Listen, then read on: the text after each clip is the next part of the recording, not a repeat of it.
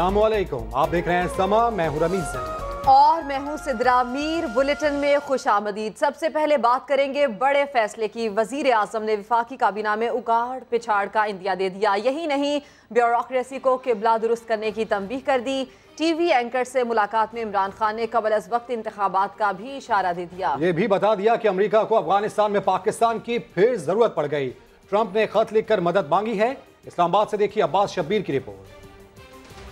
वजीर आजम इमरान खान से TV anchors की मुलाकात। बैठक में खान साहब की खरी बातें, दबंग अंदाज। काबीना में उखाड़ पिछाड़ का इशारा दे दिया। बोले कप्तान को अपनी टीम का पता होता है, जरूरत पड़ी तो वज़रा के करमदान तब्दील भी हो सकते हैं और वापस भी लिए जा सकते हैं। ब्यूरोक्रेसी से मुतालिक दो टोक कह दिया, जो काम नहीं करेगा घर जाएगा।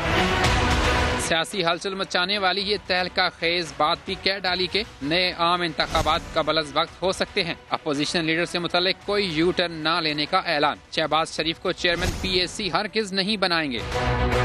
व्हाइट हाउस से ताज़ा खत मिलने का भी इंकशाफ। कहा सदर डोनाल्ड ट्रंप ने अफगानिस्तान से मुज़ाकरात के लिए ताउन मांगा है। करतारपुर राहदारी खोलने के हवाले से फैसले का मकसद किसी को धोखा देना नहीं, बल्कि नफरत अंगेज मंसूबों का रास्ता रोकना है। दोनों ममालिक चाहें तो मसला कश्मीर भी हल हो सकता है। रुपए की गिरती कदर पर खान साहब ने कहा स्टेट बैंक को डॉलर खुद महंगा करने से रोकने का निजाम ला रहे हैं और मनी लॉन्ड्रिंग रोकने के लिए सख्त तरीन कवानीन भी बनेंगे। दिफाई तज्जियाकार शाहिद लतीफ कहते हैं वजीर आजम इमरान खान के दबंग मौकिफ ने अमरीकी सदर को इल्तजा पर मजबूर कर दिया। समा से गुफ्तगू में उनका कहना था कि अमरीका अपने टैक्स देने वालों को ये बताने से कासिर है कि वो अफगानिस्तान में नाकाम हो गया है। उनको अरसे से एहसास है और वो एक तरह से धमकियां भी दे रहे थे और आपको धमकियां देते हुए कह रहे थे जैसे किसी को हुक्म दिया जाता है कि उनको मेज पर लाओ, मगर कम से कम आज वो लहजा नहीं है। यानी एक तरह से वो पहले हमें अपने साथ शरीक कर रहे हैं कि जी हमें भी नुकसान पहुंचा, आपको भी पहुंचा। असल बात यह है कि अमेरिका ने 15 साल जो कुछ अफगानिस्तान में किया, वो अपने जो लोग हैं उनको, वो जो टैक्स पेयर जो होते हैं उनको ये वो इस चीज का हिसाब नहीं दे सकता कि वो तो अफगानिस्तान से एक तरह वो जो है नाकाम होकर निकला। दहशतगर्दी के खात्मे के लिए मदद मांगना ये एक नरमी है, एक तरह से ये इल्तजा की गई है कि आप हमारी मदद करें। और ये आज पहली मर्तबा नहीं कि उन्हें मालूम हुआ कि उन्हें मदद चाहिए, वो तो उन्हें हमेशा से मालूम है कि अगर अफगानिस्तान में कोई मुफीद किरदार अदा कर सकता है तो वो पाकिस्तान है, भारत तो नहीं कर सकता। वज़ीर ख़ारजा शाह महमूद कुरैशी का सुषमा स्वराज को करारा जवाब। भारतीय मनसब पर वाज़े कर दिया कि सिख बरादरी को पाकिस्तान से दूर करने की कोई कोशिश कामयाब नहीं होगी। इमरान खान ने करतारपुर की गुगली फेंक दी। वो हिंदुस्तान जो इंगेज करने से कतरा रहा था, उनको 2 वज़रा को रुखसत करना पड़ा। शाह महमूद की गुगली ने भारतीयों के होश उड़ाए तो सरहद पार से इल्जामात का सिलसिला शुरू हो गया।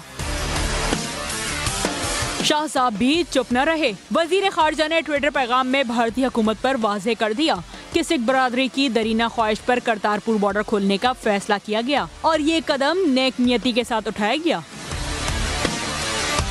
शाह महमूद का कहना था कि भारतीय वजीर खारजा ने पाक भारत मुज़ाकरात के हवाले से उनके बयान को गलत अंदाज में पेश करने की कोशिश की। वाज़ेह कर दिया कि सिख बरादरी से एहतराम का रिश्ता है और कोई इस ताल्लुक को ख़त्म नहीं कर सकता।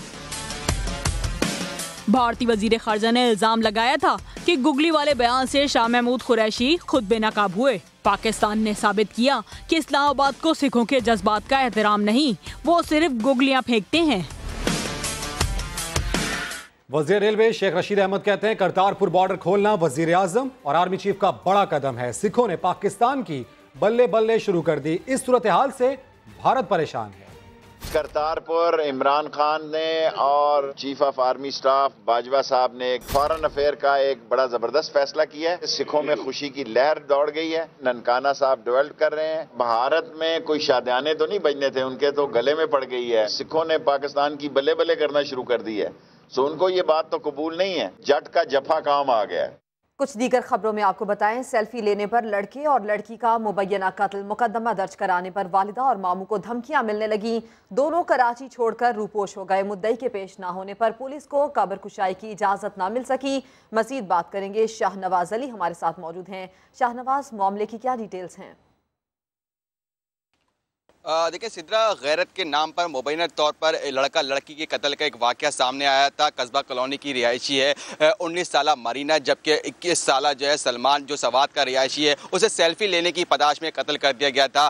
5 तारीख को सलमान को सवात में कत्ल किया गया था, जबकि 7 तारीख को मरीना को उसके घर के अंदर जहर दे के कत्ल कर दिया गया था। 8 तारीख को उसको शेर शाह परासा कब्रिस्तान में दफना दिया गया था। मैं उसी शेर शाह कब्रिस्तान में मौजूद हूँ जहाँ मरीना की कब्र मौजूद है। वाक़े का मुकदमा अदालती हुक्म की पर जो है 24 तारीख को पीराबाद थाने में दर्ज किया गया था। अब तक जो है तहकीकात में केस की कोई पेशरफ्त नहीं हो सकी है।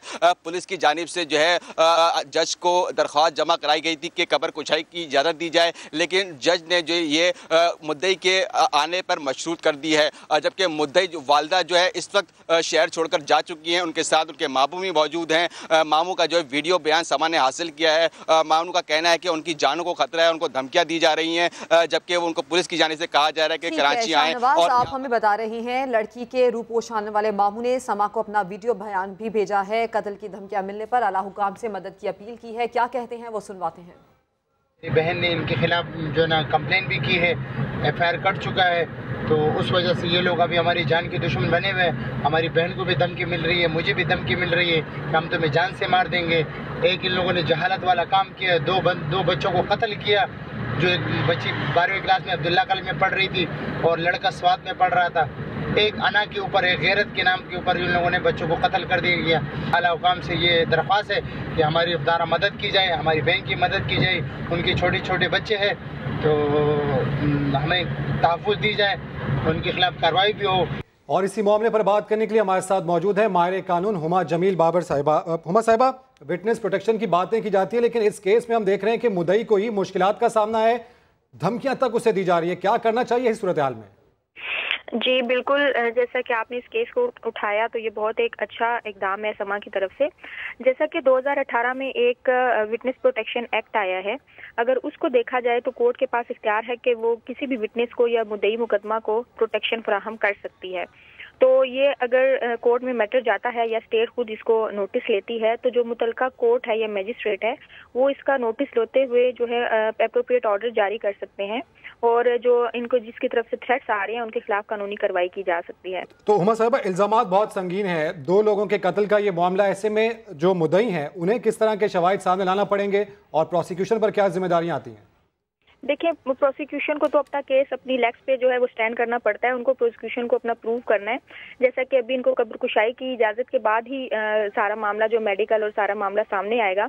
जहां तक इनकी शहादत की विटनेसेस की बात है तो प्रोसिक्यूशन को प्रूव करना है अपना केस बेनिफिट ऑफ डाउट जो है वो क्रिएट किए बगैर। तो अगर जो विटनेसेस की एविडेंस है वो इन लाइन रहती है, और अगर कोई आई विटनेसेस हैं या सर्कमस्टांशियल एविडेंस है वो बगैर किसी बिल्कुल दुरुस्त हुमा साहिबा, लेकिन ऐसे में हम देखते हैं कि जो कबायली लोग होते हैं वो इस तरह के जो इक़दामात है कब्र कुशाई वाला उसकी मुखालफत करते हैं। ऐसी सूरत हाल में फिर क्या किया जाएगा? देखिए, लॉ ऑफ द लैंड है हमारा, कोर्ट का जो अगर ऑर्डर आता है तो कुछ भी है वो जो नामुमकिन नहीं है। अगर कस्टमरी लॉ प्रिवेल तो नहीं करेगा लॉ ऑफ लैंड के ऊपर, तो ऑब्वियसली अगर कोर्ट ऑर्डर करती है तो उसको इम्प्लीमेंट कराने का और एग्जीक्यूट करने का भी हक रखती है। और कोर्ट अगर चाहे तो कमीशन मुकर्रर करके और पुलिस की जो है ना प्रोटेक्शन देकर तो कब्र कुशाई की जा सकती है। तो अगर ये मुद्दई के मशरूत नहीं होता, ये कोर्ट खुद भी अगर बेहतर समझती है तो इस तरफ जा सकती है। बेहद शुक्रिया माहिर कानून हुमा जमील बाबर साहिबा, आप इस अहम मामले पर हमसे गुफ्तगू कर रही थी।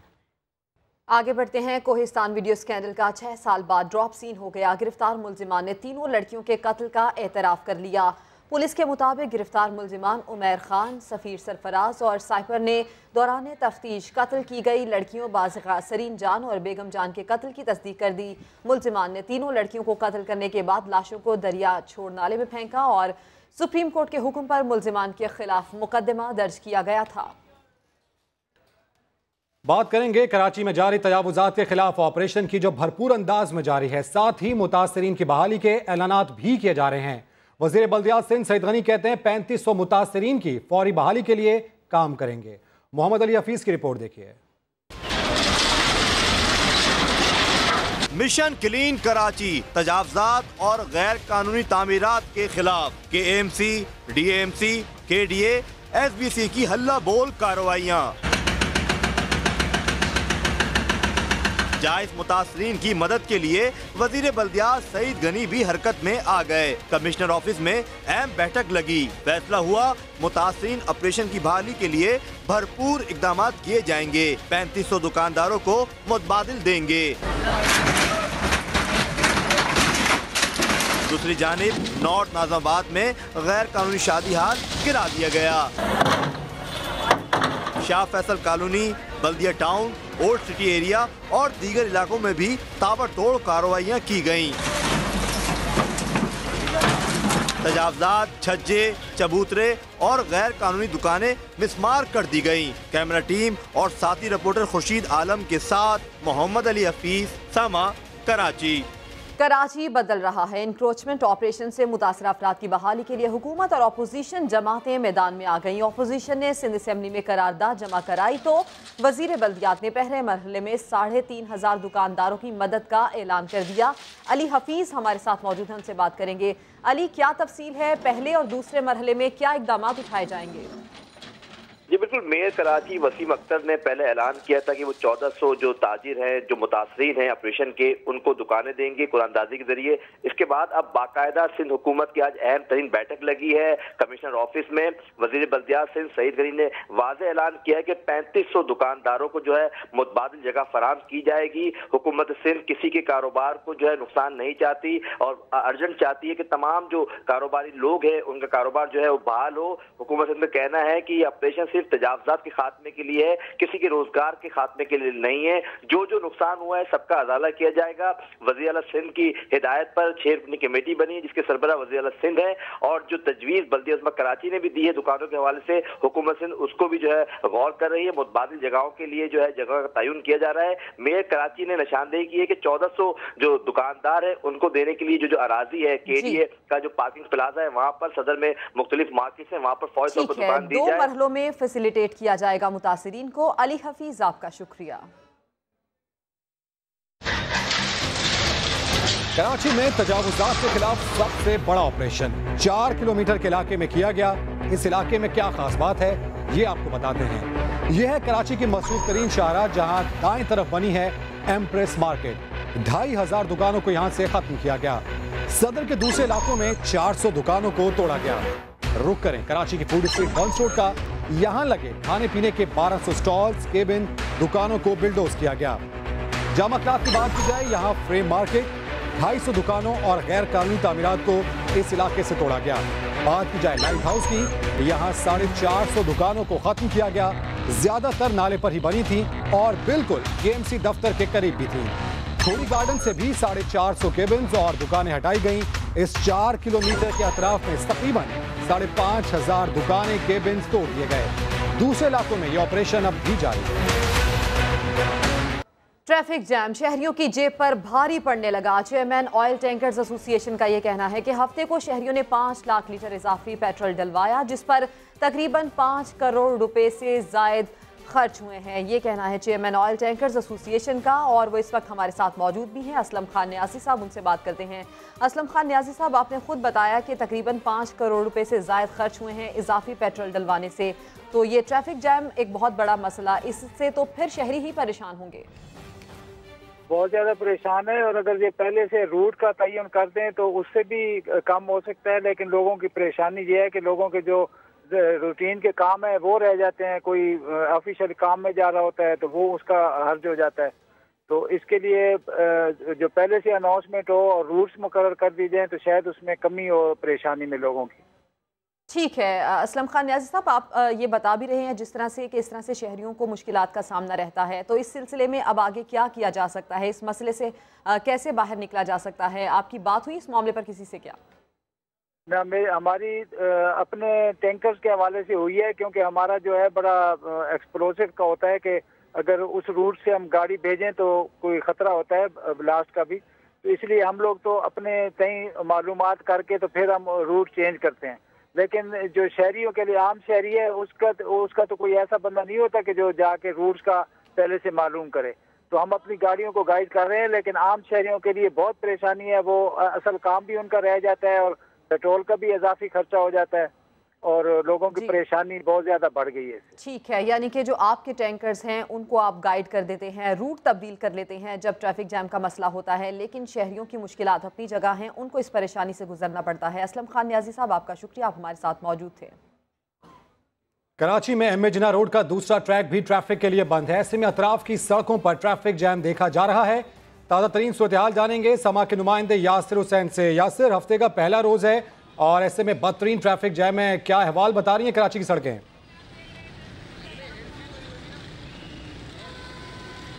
जी हाँ, देखिए इस वक्त मैं मौजूद हूँ कॉरिडोर 3 पे, जहाँ पे ट्रैफिक जो है वो बदतरीन सूरत हाल से गुजर रहा है। आप मेरे पीछे वाज़े तौर पे देख सकते हैं कि गाड़ियों की लंबी कतारें जो है यहाँ पे लग चुकी हैं। जबकि मैं आपको बताऊँ कि एम ए जिन्ना रोड के जो दोनों ट्रैक हैं वो ट्रैफिक के लिए जो है वो बंद कर दिए गए हैं। वहाँ पे तरक्याती काम जो है वो जारी है। जबकि कैपरी सिनेमा से जो नुमाइश की तरफ जाने वाला रोड था उसको ट्रैफिक के लिए मुताबादिल जो रास्ता दिया गया था वो सोल्जर बाजार का रोड इख्तियार करने के लिए कहा गया था। जबकि जो नुमाइश से सदर की तरफ आने वाला ट्रैफिक है उसको जो रास्ता दिया गया था वो कॉरिडोर 3 और लाइन्स एरिया वाला रोड इख्तियार करने के लिए तरक्याती और तामीराती कामों की बिना पर मुख्तलिफ मकामात पर ट्रैफिक जैम देखा जा रहा है। अपडेट्स के बेहद शुक्रिया यासिर। इस्लामाबाद में भी तजावुजात के खिलाफ ताबड़तोड़ कार्रवाइयां जारी हैं। दर्जनों दुकानें, होटल्स और कमरे मिसमार कर दिए। वजीर मुमलिकत बराए दाखिला शहरियार आफरीदी कहते हैं नए पाकिस्तान में ये सब नहीं चलेगा। नूरुल अमीन दानिश की रिपोर्ट। जहां तजावुजात नजर आए देख घुमा के, इस्लामाबाद में कब्जागिरी के खिलाफ दबंग ऑपरेशन, सिक्योरिटी एहलकारों की भारी नफरी भी मौजूद। निजी हाउसिंग सोसाइटी का दाखिली दरवाजा मिसमार करने से शुरू होने वाली कार्रवाइयां पूरे कुरी रोड पर फैल गईं। दर्जनों दुकानें, होटल्स और दीगर तामीरात मलबे के ढेर में तब्दील। वजीर मुमलिकत बराए दाखिला भी मौका पर पहुंचे और कहा ये सब तब्दीली सरकार में नहीं चलेगा। 65 कमर्शियल प्रॉपर्टीज अभी तक गिराई जा चुकी हैं जिसकी वैल्यू अरबों में है। State within state approach अपनाएगा, उसकी नफी का नाम है नया पाकिस्तान। सीडी हुकाम कहते हैं किसी से ज्यादती न हो जाए, इसलिए तजावुजात की निशानदेही बहुत छान फटक कर की गई। 3 बार ला के ये पमैश की है। जो भी हमारी पमैश के अंदर चीज आएगी वो खोखा हो, प्लाजा हो, कोठी हो, वो हम इंशाल्लाह ताला गिराएंगे। कब्जागिरों के खिलाफ थाना नून और थाना कुराल की हदूद में 3 मुकदमात दर्ज, गिरफ्तारियां भी तेज। IG इस्लामाबाद आमिर जुल्फकार कहते हैं किसी भी शहरी को कोई भी शिकायत हो तो उनसे बराह रास्त ईमेल पर राब्ता कर सकता है। लाहौर से आपको खबर दें, गवर्नर हाउस की दीवारें ना गिराई जाएं। लाहौर हाई कोर्ट ने हुक्म इम्तना जारी कर दिया। अदालत ने रिमार्क्स दिए, दीवारें गिराई तो जिम्मेदार जेल में जाएंगे। नून लीग ने हुकूमती इक़दाम पर पंजाब असम्बली में करारदाद भी जमा करा दी। शाहिद हुसैन की रिपोर्ट देखिए।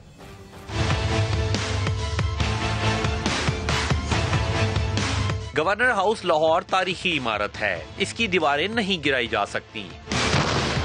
लाहौर हाई कोर्ट ने पंजाब हुकूमत को मजीद कार्रवाई से रोक दिया।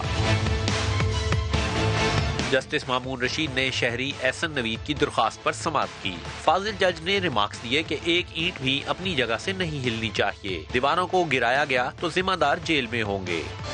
दूसरी जानिब दीवारें गिराने के लिए आज कोई सरगर्मी भी दिखाई नहीं दी। माल रोड से गुजरने वाले शहरी भी हुकूमत के इस फैसले पर तहफ़्फ़ुज़ात का इजहार करते रहे। ये दीवार गिरेगी, फिर उसके बाद जंगला लगाएंगे, फिर काफ़ी पैसे खर्च होंगे, इसलिए मुझे नहीं लगता कि ये दीवार गिराने से कोई फ़ायदा होगा। तोड़ फोड़ करने से पहले तामीर करें, उसके बाद तोड़ फोड़ के तो बहुत बतरे मौके मिल जाएंगे। हुकूमत के इस इक़दाम पर मुस्लिम लीग नून ने पंजाब असम्बली में मुज़म्मती करारदाद भी जमा करा दी है। गवर्नर हाउस की दीवारें गिराने के मामले की गूंज पंजाब असम्बली में भी सुनाई दी। अरकान असम्बली की राय जानते हैं आरिफ मलिक की रिपोर्ट में।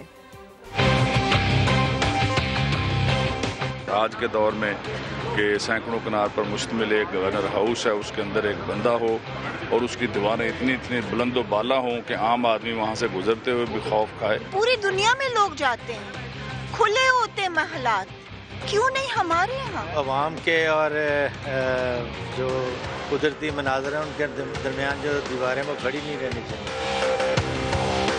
मतलब कमाल है इस गवर्नमेंट की अकल को जो है ना, वो यकीन मानिए इसमें मातम करने को दिल चाहता है। ये PTI हुकूमत की जाती प्रॉपर्टी नहीं है, ये पाकिस्तान की जाती प्रॉपर्टी है। नून लीग और PTI ये दोनों एक सिक्के के दो रुख हैं। गैर दानिशमंदाना फैसले कर रहे हैं, अल्लाह ही हाफिज है इस हुकूमत का। हुकूमती अरकान तो इस फैसले का दिफा कर रहे हैं, लेकिन गवर्नर हाउस की दीवार गिराने से अपोजिशन को हुकूमत पर तनकीद करने का एक और मौका हाथ आ गया है।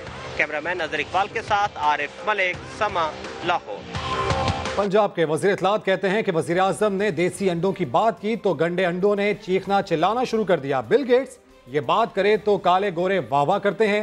इन लोगों को रिश्वत और करप्शन के अंडे अच्छे लगते हैं। खान साहब ने, वज़ीर आज़म साहब ने तो देसी अंडों की बात की थी, लेकिन हुआ ये कि पूरे पाकिस्तान के अंदर जो गंदे अंडे थे जो है ना, उन्होंने चीखना चिल्लाना शुरू कर दिया। बिल गेट्स अगर ये बात कहे तो उस पर ये जो ना वो काले गोरे जो है पाकिस्तान के ये वाह वाह करते हैं, और अगर कोई एक सेंसिबल पाकिस्तान के लीडर अगर ये बात कर दे तो ये गंदे अंडे जो है ना इस पर चीखना चिल्लाना शुरू कर देते हैं। हाँ, इन गंदे अंडों के लिए देसी अंडे इतने इंपॉर्टेंट नहीं हैं, इनके लिए सोने के अंडे बड़े इंपॉर्टेंट हैं। ये कहते हैं कि मनी लॉन्ड्रिंग वाला सोने का अंडा हो, करप्शन वाला सोने का अंडा हो, किकबैक्स वाला सोने का अंडा हो। गंदे अंडों को देसी अंडे नहीं समझ आएंगे जो ना। दूसरी जानिब खैबर पख्तूनख्वा को जन्नत बनाने के दावे किए जा रहे हैं, मगर 5 बरसों से अस्पताल में फुजला ठिकाने लगाने का निज़ाम न बन सका। ज़हनी अमराज के अस्पताल में लोग जानवरों की तरह रह रहे हैं। चीफ जस्टिस ने KPK हुकूमत की कारकर्दगी पर सख्त बरहमी का इजहार किया। इस्लामाबाद से जुल्करनैन इकबाल की रिपोर्ट देखिए। अस्पतालों में गंदगी के ढेर, मरीजों को अद्वियात मुयस्सर नहीं, फिर किस बुनियाद पर KP को जन्नत बनाने के दावे किए जा रहे हैं। सुप्रीम कोर्ट का खैबर पख्तूनख्वा हुकूमत की कारकर्दगी पर अदम इत्मीनान का इजहार। सरकारी अस्पतालों से मुतालिक केस की समाअत के दौरान चीफ जस्टिस ने रिमार्क्स दिए कि सूबे में 5 साल से तहरीक इंसाफ की हुकूमत है। PTI वाले इतने सालों से कह रहे थे कि अस्पतालों की हालत बेहतर कर दी, मगर हुकूमत फुजला उठाने का निजाम तक नस्ब न कर सकी। मुंसफ आला सेक्रेटरी सेहत पर शदीद बरहम, मुकालमे के दौरान कहा आप बुलंद दावे करते हैं सूबे को जन्नत बना दिया है। ज़हनी अमराज के अस्पताल में लोग जानवरों की तरह रह रहे हैं, इस तरह लोग अपने घरों में जानवर नहीं रखते। मैं तो कहता हूँ चलकर अस्पताल की हालत देख लेते हैं। सुप्रीम कोर्ट ने अदालत में पेश न होने पर सूबाई वजीर सेहत पर भी बरहमी का इजहार किया। फुजला ठिकाने लगाने के निजाम की तनसीब के बारे में माहाना रिपोर्ट तलब। केस की समाअत 2 माह तक मुलतवी कर दी गई। अदालत में सब झूठ बोलते हैं, फिर इंसाफ पर मबनी फैसले की तवक्को भी करते हैं। ये रिमार्क्स दिए अल अजीजिया रेफरेंस की समाअत के दौरान जज अरशद मलिक ने। कार्रवाई की रिपोर्ट करेंगे इस्लामाबाद से सुहेल रशीद। नवाज शरीफ के खिलाफ अल अजीजिया रेफरेंस में नैब के हतमी दलाइल मुकम्मल। आखिरी दिन बारे सबूत से मुतालिक नैब प्रोसिक्यूटर इमरान शफीक ने कहा इस्तगासा ने अपनी जिम्मेदारी पूरी कर दी, अब वजाहत देना मुल्जमान का काम है। इस्लामी निजाम में तो हजरत उमर फारूक की मिसाल मौजूद है, जिन्होंने अपने कपड़ों तक का हिसाब दिया। जहांगीर तरीन केस में सुप्रीम कोर्ट भी कह चुकी असासे से मुतालिक बुनियादी मालूमात मुल्जमान ने ही देनी है। नवाज शरीफ तो पार्लियामेंट में कह चुके थे अल अजीजिया का रिकॉर्ड मौजूद है, फिर पेश क्यों न किया। प्रोसिक्यूटर वासिक मलिक ने कहा मुल्जमान ने रियासत के साथ जुल्म किया। अल अजीजिया की दस्तावेजात बगल में रख कर कहते रहे ढूंढ कर दिखाओ। जज अरशद मलिक ने कहा दस्तावेजात पेश क्यों नहीं की गयी, इसका जवाब नवाज शरीफ जरूर दें। फाजिल जज ने रिमार्क्स दिए अदालत में झूठ बोलना कल्चर बन गया, मुद्दई, वकील और मुल्जम सब झूठ बोल रहे होते हैं और फिर इंसाफ पर मबनी फैसले की तवक्को रखते हैं। ये तो ऐसे ही है कि किसी को दाल चना का सालन देकर कहा जाए इसमें से बोटी निकाल कर दिखाओ। मियां साहब तबीयत खराब होने के बायस पेश न हो सके, अदालत ने 1 दिन के लिए हाजिरी से इस्तिस्ना दे दिया। समाअत मंगल तक मुलतवी। अगली पेशी पर वकील सफाई ख्वाजा हारिस अपने दलाइल का आगाज करेंगे। सुहेल रशीद, समा, इस्लामाबाद। और साफ पानी कंपनी करप्शन केस में नैब ने एहतसाब अदालत लाहौर में रेफरेंस दायर कर दिया। नून लीग के साबिक MPA राजा कमरुल इस्लाम समेत 20 अफराद को नामजद किया गया है। 300 सफात पर मुश्तमिल रेफरेंस के मुताबिक मुल्जिमान पर 34 करोड़ रुपए से ज़ायद की करप्शन का इल्जाम है।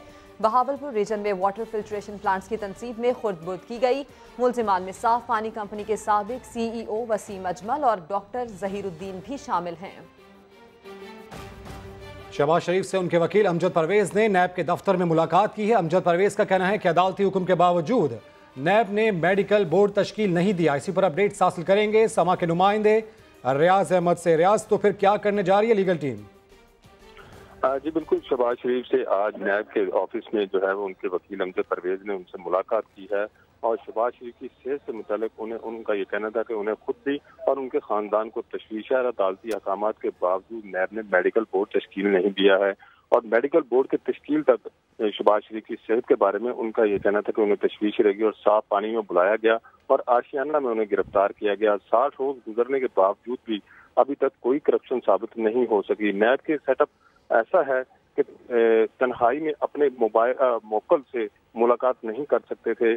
ताहम उनका ये कहना था कि नैब का मकसद शहबाज शरीफ को मुख्तलिफ केसेस में उलझाना है। जी, अपडेट से शुक्रिया रियाज।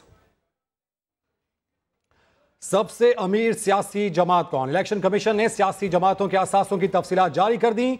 नून लीग ने तमाम सियासी जमातों को पीछे छोड़ दिया। इसी पर अपडेट्स हासिल करेंगे समा के नुमाइंदे उस्मान खान से। उस्मान, तो फिर क्या रहा नंबर पोजीशन? रमेश, चूंकि पाकिस्तान मुस्लिम लीग नून अपोजिशन की इस वक्त सबसे बड़ी जमात है, इसलिए जो असासे सामने आए हैं उसके मुताबिक मुस्लिम लीग नून ही सबसे अमीर जमात निकली है। नून लीग के असासों की मालियत 22,21,16,406 रुपए है। उसके बाद दूसरे नंबर पर पाकिस्तान तहरीक इंसाफ है, जिसकी 11,64,24,836 रुपए की मालिक है। पाकिस्तान पीपल्स पार्टी के असासों की मालियत 16,52,00,000 से ज्यादा है, जबकि पाकिस्तान पीपल्स पार्टी पार्लियामेंटेरियन जो है उसके असासे 7,92,04,000 रुपए हैं। मुस्लिम लीग का 5,81,480 रुपए की मालिक है और शेख रशीद की अवामी मुस्लिम लीग के कुल असासे जो है वो 2,88,000 रुपए बताए गए हैं। पाक सरजमीन पार्टी के असासों की मालियत 35,65,000 है। तरीके लब्बैक पाकिस्तान भी किसी से पीछे नहीं है और 30,250 रुपए के इनके असासे हैं और ANP 4,17,26,000 है, जबकि JUI ठीक है। नून लीग असासों के एतबार से एक बार फिर से नंबर 1 रही। अपडेट्स के बेहद शुक्रिया उस्मान। स्टॉक मार्केट में मंदी के बादल छा गए। 100 इंडेक्स में 1335 पॉइंट्स की शदीद मंदी रिकॉर्ड की गई। सरमायाकारों के 200 अरब रुपए डूब गए। अशरफ खान की रिपोर्ट। स्टॉक मार्केट में मंदी, 100 इंडेक्स 1335 पॉइंट्स कम हो गए। इंडेक्स एक दिन में 3.3% नुमाया कमी के बाद 39,160 की सतह पर बंद हुआ। शेयर्स की कीमतें कम होने से सरमायाकारों के 200 अरब रुपए डूब गए। सरमायाकारों का कहना है कि रुपए की कदर में कमी, स्टेट बैंक की शरह सूद में 1.5% इजाफा और हुकूमत की माशी पॉलिसी पर सवालात मंदी की वजह बने। डॉलर एक साथ आपने देखा 42 रुपए से जो 42-45 किया था, इसके बाद 40-38-40 पे ही रोका। मगर आपने देखा कि स्टेट बैंक की जो मॉनेटरी पॉलिसी है तो उन्होंने डायरेक्ट 1.5% उन्होंने रेट ऑफ इंटरेस्ट बढ़ा दिया। ये बहुत गलत इम्पैक्ट है कि दोनों के एक साथ इम्पैक्ट है। आज की मार्केट जो तकरीबन 1300 पॉइंट के करीब जो डाउन हुई है, तकरीबन 200 अरब रुपए मार्केट में डूब चुके हैं सरमायाकारों के। इंटर बैंक में रुपए की कदर में उतार चढ़ाव का दिन रहा। कारोबार के दौरान इंटर बैंक में डॉलर 3 रुपए 5 पैसे सस्ता होकर 136 रुपए तक गिर गया, जो कारोबार के इख्तिताम पर 1 रुपए 21 पैसे कमी से 137 रुपए 84 पैसे पर बंद हुआ। ओपन मार्केट में डॉलर 138 रुपए की सतह पर बरकरार रहा। डॉलर की कीमत कम होने पर फी तोला सोना 150 रुपए सस्ता होकर 64,500 रुपए का हो गया। अशरफ खान, समा, कराची। कराची डिफेंस फेज 5 में कार धमाके में बैरूनी हाथ मुलव्वस था। तफ्तीशकारों के मुताबिक दहशत गर्दों का मकसद बड़ा धमाका करना था, लेकिन टाइम डिवाइस की खराबी की वजह से बम रात गए खाली प्लॉट में ही फट गया। अहमद रहमान खान से तफ्तीश से मुतालिक मजीद जानेंगे। अहमद, हतमी रिपोर्ट कब तक मुरतब की जाएगी? जी बिल्कुल, ये इब्तदाई रिपोर्ट जो है वो तफ्तीशी इदारों की जानिब से तैयार कर ली गई है और उसका यही कहना है तफ्तीशकारों का कि ये धमाका जो है वो दहशत गर्दों की गलती के बायस जो है वो रात में ही हो गया। जो बम तैयार किया गया था उसमें टाइम डिवाइस जो लगाई गई थी उसमें कुछ खराबी हुई है, जिसके बायस खाली प्लॉट में रात गए हैं ये धमाका हुआ, वरना दहशतगर्द कोई और मंसूबा बनाकर बैठे थे। तफ्तीशकारों का ये कहना है कि ये धमाका कहीं और होना था, लेकिन खाली प्लॉट में ये धमाका जो है वो गलती के बायस कर दिया गया। तफ्तीशकार ये भी बताते हैं कि इस धमाके में बैरूनी हाथ मुलव्वस होने के कुछ शवाहिद मिले हैं। खास तौर पर ये धमाके का जो बम था, जिस तरह इसकी मेकिंग की गई है, तो तफ्तीशकार ये बताते हैं कि इसमें बिल्कुल इस चीज के शवाहिद मिलते हैं कि इसमें बैरूनी अनासिर मुलव्वस हैं। जी, अपडेट्स के शुक्रिया अहमद। और इजाफी फीसों से परेशान वालिदैन के लिए अच्छी खबर। सिंध हाई कोर्ट ने निजी स्कूल्स की जानिब से सितंबर 2017 के बाद से बढ़ाई गई फीस गैर कानूनी करार दे दी। प्राइवेट स्कूल्स को एक साथ 3 माह की फीस लेने से भी रोक दिया। इरफानुल हक की रिपोर्ट। प्राइवेट स्कूल्स बस करें, वालिदैन को परेशान ना करें। जायद फीसों की वसूली किसी तौर कबूल नहीं, जो फीस ली गई वापस करनी होगी। तौहीन अदालत की दरखास्त पर सिंध हाई कोर्ट ने कड़े अहकाम जारी कर दिए। 20 सितंबर 2017 से कबल का फीस स्ट्रक्चर बहाल करने का हुक्म। इसके बाद इजाफी फीस की वसूली गैर कानूनी करार दे दी गई। अब आज से कोई भी स्कूल 3 महीने फीस नहीं ले सकता और 2017 से ऊपर फीस वो चार्ज नहीं कर सकता। वो कोर्ट का मीडिया का शुक्रगुजार है कि वो हम सब की बातों सुन रहे हैं। महकमा तालीम सिंध ने मंजूर शुदा फीस स्ट्रक्चर और निजी स्कूलों ने जारी चालान पेश किए। डॉक्यूमेंट्स की तरतीब बिगड़ने पर अदालत ने रिमार्क्स दिए। तरतीब 2005 से बिगड़ी हुई है। पुराने रिकॉर्ड दिखाएंगे तो मुश्किल में फंस जाएंगे। समाअत के दौरान अदालत का एक साथ 3 माह की फीस की वसूली रोकने का हुक्म। डायरेक्टर निजी स्कूल से फीस स्ट्रक्चर से मुतालिक जवाब भी तलब कर लिया। अदालत ने निजी स्कूलों पर सख्त नाराजगी का इजहार किया। रिमार्क्स दिए, लगता ऐसा है वालिदैन से इतना पैसा खींच चुके हैं कि 4 माह की फीस भी ना लेनी पड़े। अदालत ने निजी स्कूलों को तंबीह कर दी, बाज आ जाएं, वरना पब्लिक ऑडिट और अकाउंट्स मुंजमद करने का भी हुक्म दिया जाएगा। अदालत ने 5% फीस में इजाफे के लिए भी मंजूरी लाजमी करार दे दी।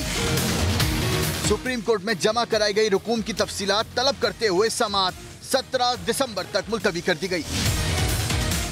एक तो तनख्वाह कम, ऊपर से वो भी वक्त पर नहीं मिलती। बेसिक कम्युनिटी स्कूल्स के असातिज़ा ने इस्लामाबाद प्रेस क्लब के बाहर एहतजाज किया, मुस्तकिल करने का मुतालबा भी कर दिया। फरार रब्बानी की रिपोर्ट।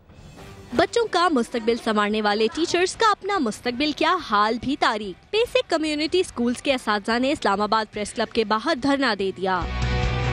2 दिहाइयों से ज़ायद अरसा कम्युनिटी स्कूल्स में पढ़ाने वाले टीचर्स ताहाल मुस्तकिल ना हुए।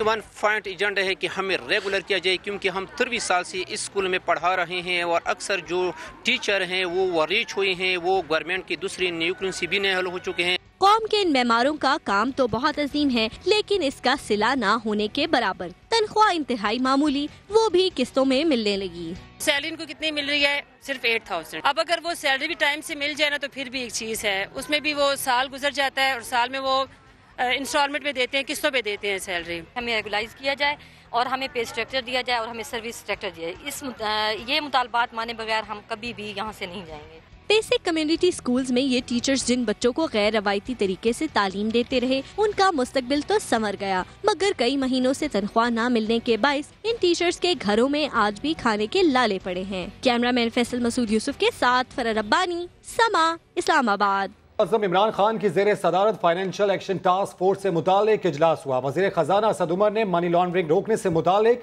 इक़दामात पर ब्रीफिंग दी। अब्बास शबीर से मजीद इजलास का अहवाल जानेंगे। अब्बास, बताइएगा क्या वज़ीर आज़म को ब्रीफिंग दी गई? जी बिल्कुल, ये फाइनेंशियल एक्शन टास्क फोर्स से मुतालिक एक अहम इजलास था जिसमें वज़ीर खजाना, वज़ीर खारजा, वज़ीर मुमलिकत बराए दाखिला और अटॉर्नी जनरल शरीक थे। इजलास में FIA, FPR और वज़ारत दाखिला के हुकाम ने भी शिरकत की।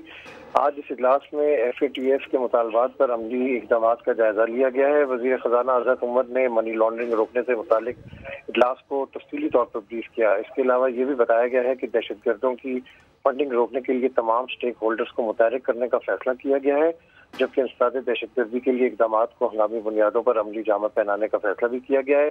ये इमरान खान की ज़ेरे सदारत टास्क फोर्स का एक अहम इजलास था। इजलास की डिटेल्स आपने दी। अब्बास, आपका शुक्रिया। नजम सेठी के समा को इंटरव्यू पर साबिक क्रिकेटर वकार यूनुस का रद्दअमल आ गया। वकार यूनुस ने ट्विटर पर नजम सेठी के इंटरव्यू की वीडियो शेयर करते हुए लिखा, सिफारिशी टोले की बात कर कौन रहा है? सेठी साहब आप भी कमाल करते हैं। लिखा, PCB में आपके दिन खत्म हो चुके हैं, आप अपनी गंदी सियासत करते रहें। नजम सेठी ने कहा था उन्होंने वकार यूनुस को मुखालिफत के बावजूद कोच बनाया था, लेकिन वो मतलूबा नताइज ना दे सके।